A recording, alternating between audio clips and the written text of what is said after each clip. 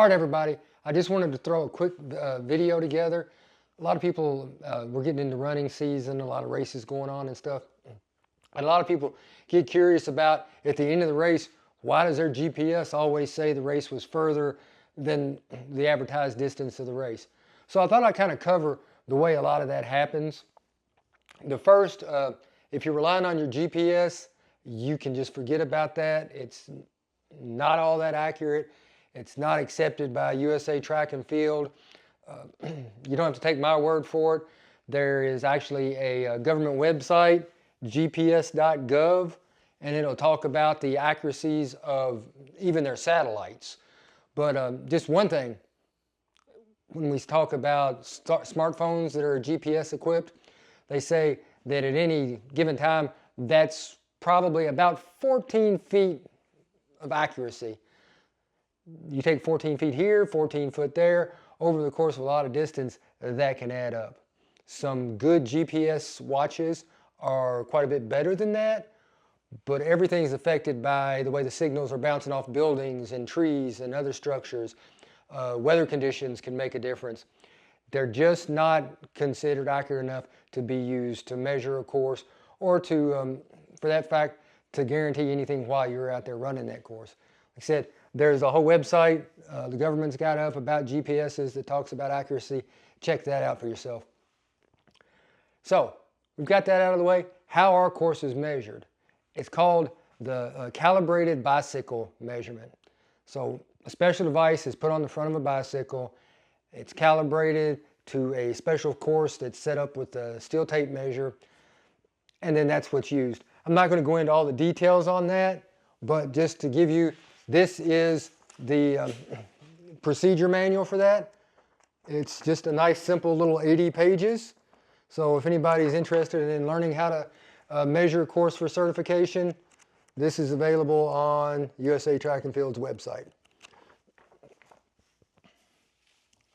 Now, with all that out of the way, how it's done and everything, you have to realize that courses are measured basically for records. So the people that are going to set the records are normally the people that are starting in the beginning, starting in the front, and staying in the front. They're not going to be bothered by things like crowds and everything. So courses are measured, and I've scribbled a lot of stuff up here because in the next couple of weeks here in Kentucky, I've got a couple of races that are going to use the same loop in one of our parks. So this is that. This is Iroquois Park for you local people. It's the 10-miler that's coming up this weekend, and then also the Derby Marathon. We're going to go through a loop of Iroquois Park. But back to what I was saying. Every course is measured by what they call the shortest possible route. And that means any tangent you can cut, that's what you're going to have to do in this race. To give you an example, in the park here,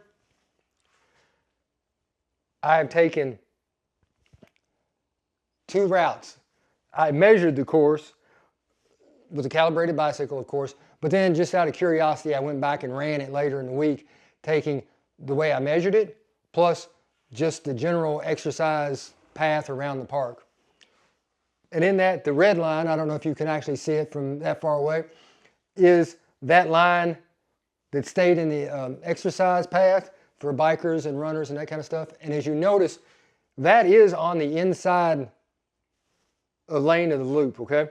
So that is staying on the inside, not going to the outside. So it's not the furthest distance possible. It's just the average of what somebody running through there would do. The green line is the way it was measured. You can see you're doing every tangent, cutting the S-curves the way you should, everything. And after writing that, what I came up with was the original measurement where I was just going through the normal loop. It was 3.24 miles. When I did it the way it was measured for the races and certified, we're at 3.17 miles. Somewhere around, that's like in that 3 miles, if you're not running those tangents, you can lose 365 feet pretty easy. So right there, you're well over 100 yards behind where you thought you could be. Now then, let's apply that to all the 90-degree turns and the other turns during any race. In the start of a race, when you're weaving your way around crowds and that kind of thing, you're adding distance every time you take a step. So keep that in mind. This all adds up pretty quick. And then to compound all that, every race, like we said, it's measured for those records. And we want to make sure that there's no way that somebody can think they set a world record or something and then come back and find out, course wasn't right. So what they do is U.S. Track and Field requires what they call a short course prevention factor.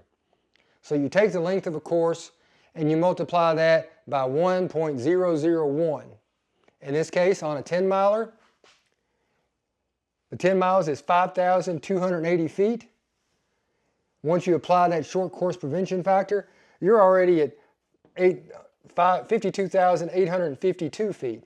So basically you've added 53 feet before you've even started. So an accurately measured course, if you can run it the shortest possible route, which you can't because you're in a crowd, you're running in a 10 miles, 52 feet. Take that up to a marathon, you're well over 120 feet. So there's always going to be some accurately measured course you're running too far. So let's just take this 53 feet, 365 feet, and then all the other corners, you're weaving around people. And just this 10-mile course we're talking about, you can be a tenth to a quarter mile off from what your GPS is going to tell you to what the certification of the course was, very simply. So I just tell you this, a lot of people are going to get into a course, especially if you're on a straight stretch and it seems like all the mile markers are in the proper place and everything, and you're thinking, this is great, we're running around. And then you're going to get into an area like this park, and you're going to realize, wait a minute, that mile marker seemed a few feet off and everything. And that's very easy to happen. So you just can't let those things shake your confidence. You've got to have confidence that the courses were measured properly, and everything, as long as you can do your part and cut the tangents as much as you can, you should stay pretty close to that figure. But just keep these things in mind, and it's going to make you have a lot more fun.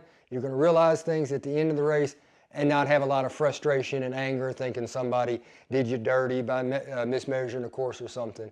That's just the way USA Track and Field requires those things to be measured, and all the race directors do is the best they can with that information.